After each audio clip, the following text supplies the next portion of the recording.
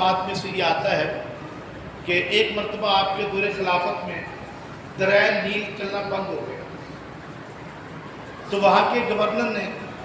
وہاں کے لوگوں سے پوچھا کہ کیا ماجرا، کیوں بند ہوتا ہے؟ کہا کہ یہ بند ہو جاتا ہے کئی سال بعد، پھر ہم لڑکی کو سنوارتے ہیں، دلہن کے تیار کرتے ہیں، اس لڑکی کو اس دریا میں پھینکتے ہیں، تو یہ دریا جو چل پڑتا ہے یہ ہماری عرصے سے یہ پرمپرا چلی آ رہی ہے اور یہ ہمارا طریقہ کار ہے۔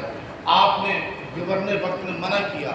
کہا کہ اس پر میں امیر المومنین حضرت عمر فاروق اعظم سے مشاورت کروں گا۔ آپ نے خط لکھا، امیر المومنین نے خط پڑھا، سارا ماجرا سنا، پھر ایک خط لکھا امیر المومنین نے دریائے نیل کے نام اور تحریر کیا خط، اور پھر وہ گورنر کے ہاتھ بھیج دیا، کہا کہ میرا یہ خط جا کر دریائے نیل میں پھینک دینا، اور جو ہی وہ خط دریائے نیل میں پھینکا وہ جوش و مار کر پانی چلنا شروع ہو، اور آج تک دریائے نیل کبھی سوکھا نہیں۔ اچھا آپ نے لکھا کیا تھا؟ یا امیر المومنین نے اس سے جب عرض کی گئی، آپ نے کہا میں نے یہ لکھا تھا بسم اللہ الرحمن الرحیم، یہ خط امیر المومنین حضرت عمر کی طرف سے یہ دریائے نیل کو ہے، اور میں نے کہا تھا دریائے نیل اگر تو اللہ کے حکم سے چلتا ہے تو تو چل پڑ، اگر تو اللہ کے حکم سے نہیں چلتا ہمیں تیری کوئی ضرورت نہیں ہے، یہ خط میں لکھا تھا۔ اب دیکھیں وہ دریائے نیل بھی امیر المومنین کی تعظیم و تقریر کیسے کرتا ہے۔ آج تک کبھی دریائے نیل کبھی سوکھا نہیں، تو یہ کرامت تھی حضرت عمر فاروق اعظم رضی اللہ تعالیٰ عنہ۔ اس طرح آپ کی کرامات میں یہ بھی لکھا کہ آپ نے ایک لشکر جنگ کے لیے بھیجا،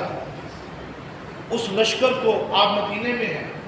اور لشکر کو بھیجا جنگ کے لیے، اب کفار نے پہاڑ کے پیچھے سے بھی مسلمانوں کو گھیر لیا اور پیچھے سے بھی پار کرنے کو ان کا ارادہ بنا۔ حضرت عمر فاروق اعظم کی نگاہ دیکھیے، آپ مدینے میں ممبر پر بیٹھے خطبہ دے رہے ہیں، فوراً پکارا یا ساریت الجبل، یا ساریت الجبل،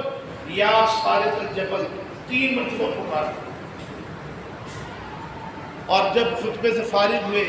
تو لوگوں نے اس کی یا رسول اللہ آپ نے جب تو خطبہ دیتے ہوئے حضرت ساریہ کو کیوں پکارا؟ کہا کہ در حقیقت میں یہاں سے منظر دیکھ رہا تھا جنگ کا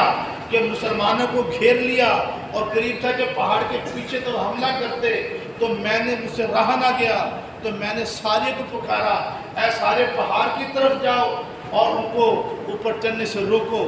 جب یہ معاملہ ہو گیا تو 1 ماہ کے بعد جب یہ مہم ختم ہوئی، جو قافلہ آیا تو حضرت ساریہ کے بتایا اگر